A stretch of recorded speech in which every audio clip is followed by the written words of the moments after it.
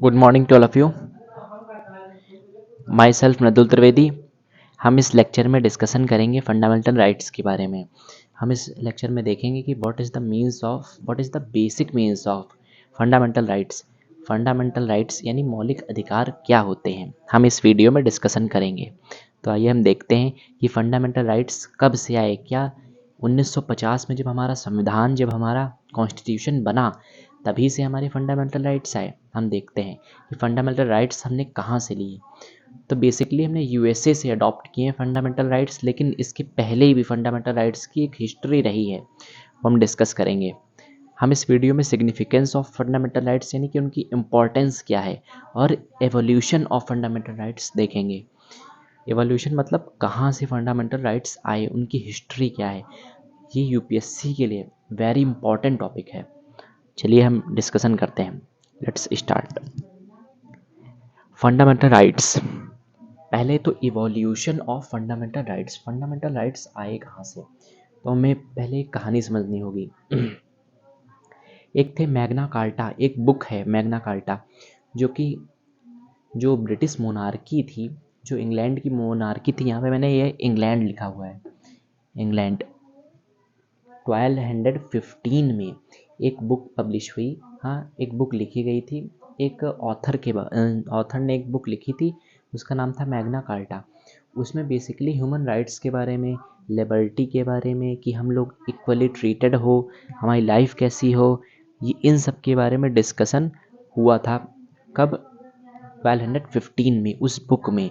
तो पहला जो इतिहास फंडामेंटल राइट्स का है वो 1215 से आया है, वो हम देखते हैं। पहली बार जो फंडामेंटल राइट्स इवोल्यूट हुए वो मैग्ना कार्टा एक बुक थी। ये क्वेश्चन प्रीलिम्स में पूछा जा सकता है।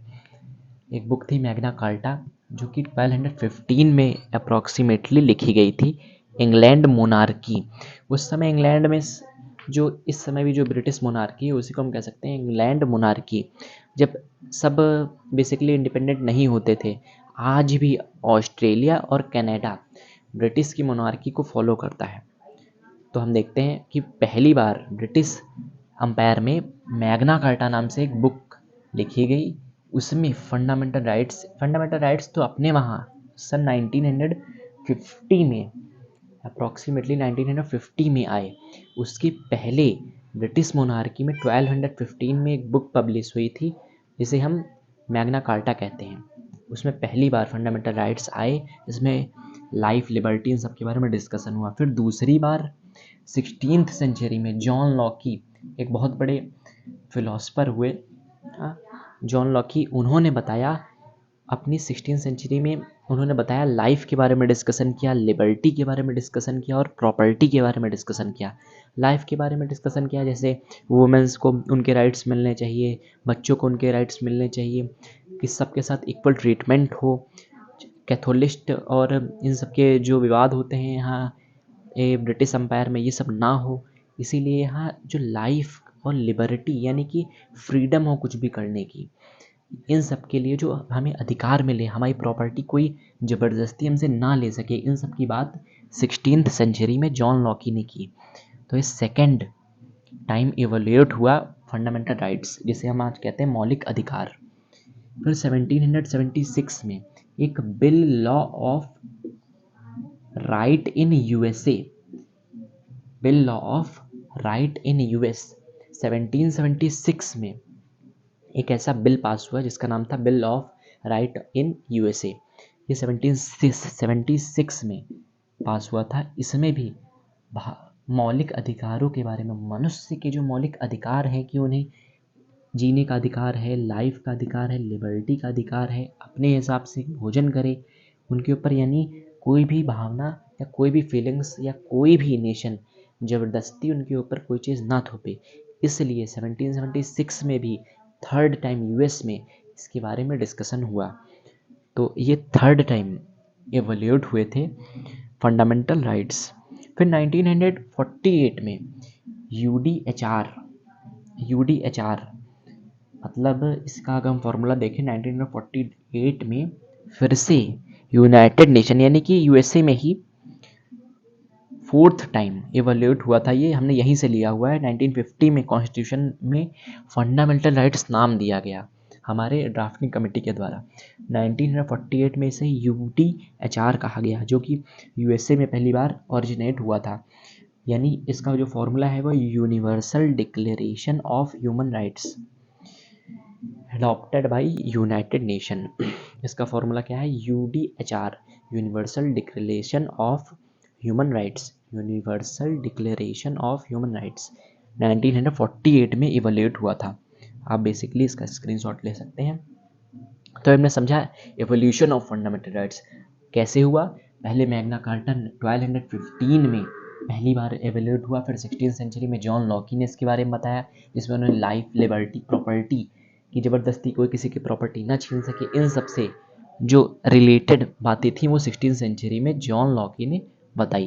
फिर 1776 में एक लॉ पास हुआ, bill law of right in USA या US। तो 1776 में भी ये एक लॉ पास हुआ था। फिर फोर्थ टाइम जो डिस्कशन हुआ 1948 में UDHR के द्वारा हुआ, जिसे हम universal declaration of human rights कहते हैं। अब हम देखते हैं significance of human rights. Significance मतलब importance of human rights. Significance मतलब इम्पोर्टेंस ऑफ ह्यूमन राइट्स, या कह सकते हैं फंडामेंटल राइट्स। मतलब क्या इंपॉर्टेंस हुई फंडामेंटल राइट्स की, मौलिक अधिकार जैसे राइट टू प्रॉपर्टी है, राइट टू एजुकेशन है, इन सब का क्या हमारे जीवन पर असर पड़ा। तो हम ये देखते हैं। पहला जो मेन रीज़न जो हो सकता है UPSC के अकॉर्डिंग, वो मैं आपको बताऊंगा। जो फर्स्ट पॉइंट हो सकता है वो यहाँ पे ये है, इस्टेब्लिश रूल ऑफ लॉ। अब रूल ऑफ लॉ तो हमने बता दिया, तो ये रूल ऑफ लॉ होता क्या है ये भी हमें जानना जरूरी है। रूल ऑफ लॉ मतलब हमारे जो कॉन्स्टिट्यूशन में इक्वली ट्रीटमेंट, मतलब रूल ऑफ लॉ में एक लॉ है इक्वलिटी बिफोर लॉ, मतलब संविधान की नज़रों में सभी इक्वल हो, इन सब की जो बात हुई थी वो सब रूल ऑफ लॉ में हुई थी, आर्टिकल 14, आर्टिकल 13 इन सब में। तो पहला हुआ जो फंडामेंटल राइट्स ने इस्टेब्लिश करा वो रूल ऑफ लॉ, यानी कि सभी को इक्वली ट्रीट किया गया। फिर है स्ट्रेंथेंस डेमोक्रेसी, हमारी डेमोक्रेसी मजबूत हुई। अब डेमोक्रेसी क्या है ये भी समझना जरूरी है। हमने डेमोक्रेसी तो हम सब जानते हैं कि जनता के द्वारा इलेक्ट होने वाली सरकार को हम डेमोक्रेसी कहते हैं, परंतु ये दो शब्दों से बने हैं, डेमोस प्लस क्रेटोस। ये दो शब्दों से बन के बना हुआ है, डेमोस प्लस क्रेटोस। मतलब डेमोस का मतलब है जनता, और क्रेटोस मतलब जिसे हमने क्रेसी कहा है, वर्ड यहाँ पे क्रेसी कहा है। इन दोनों को जब हम ऐड करेंगे तो डेमोक्रेसी बना हुआ है इन शब्दों से। इसका मतलब है जनता के द्वारा चुनी हुई सरकार या प्रजातंत्र जैसे हम कहते हैं। तो स्ट्रेंथेंस डेमोक्रेसी। अब कैसे मजबूत करेगा डेमोक्रेसी को ये भी हम देखते हैं। जब हमारी जो जनता है उनको मौलिक अधिकार प्राप्त होंगे तो वो हमारे देश में सहयोग कर सकेंगे, प्रजातंत्र मजबूत होगा। प्रजातंत्र मतलब लोगों की सरकार। तो जब व्यक्ति मजबूत होगा तो अच्छे से सरकार का चुनाव कर सकेगा, प्रजातंत्र और मजबूत होगा। फिर है थर्ड पॉइंट है प्रोवाइड लिबर्टी। लिबर्टी मतलब फ्रीडम, ऐसी फ्रीडम। लिबर्टी एक होता है फ्रीडम, और लिबर्टी भी टू टाइप्स की होती है। एक होती है पॉजिटिव लिबर्टी, जैसे आप नोट्स में किनारे लिख लीजिएगा नोट करके, क्योंकि ये इंपॉर्टेंट पॉइंट ऑफ व्यू है प्रीलिम्स के लिए। एक होती है पॉजिटिव लिबर्टी, एक होती है नेगेटिव लिबर्टी। पॉजिटिव लिबर्टी मतलब होता है कि हम विद इन लिमिटेशन, एक होता है फ्रीडम, फ्रीडम मतलब फ्री टू डू एनीथिंग, हम कुछ भी करें, ये है फ्रीडम। एक होता है नेगेटिव लिबर्टी। नेगेटिव लिबर्टी मतलब जैसे हम पॉलिटी पढ़ रहे हैं तो पॉलिटी से रिलेटेड, या इकोनॉमिक्स पढ़ रहे हैं तो इकोनॉमिक्स से रिलेटेड हम डाउट पूछें टीचर से, तो ये हो गया नेगेटिव लिबर्टी। अब पॉजिटिव लिबर्टी मतलब जब टीचर कहेगा तब हम पूछेंगे इकोनॉमिक्स से रिलेटेड, तो ये हो गई पॉजिटिव लिबर्टी। फिर फोर्थ पॉइंट, तो इसीलिए प्रोवाइड लिबर्टी यानी कि हमें लिबर्टी देता है। लिबर्टी मतलब फ्रीडम जिसे हम कह सकते हैं। फिर फोर्थ पॉइंट जो इसमें आएगा वो हो सकता है प्रोटेक्शन ऑफ लाइफ। ये बहुत इंपॉर्टेंट पॉइंट है, प्रोटेक्शन ऑफ लाइफ।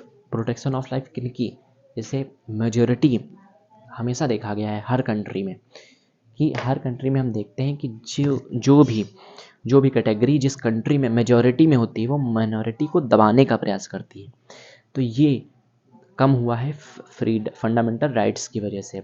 इन्होंने फंडामेंटल राइट्स सबको मिलते हैं, इसीलिए जो हमें पीपल्स हैं उनकी राइट्स प्रोटेक्ट होती हैं फंडामेंटल राइट्स की वजह से।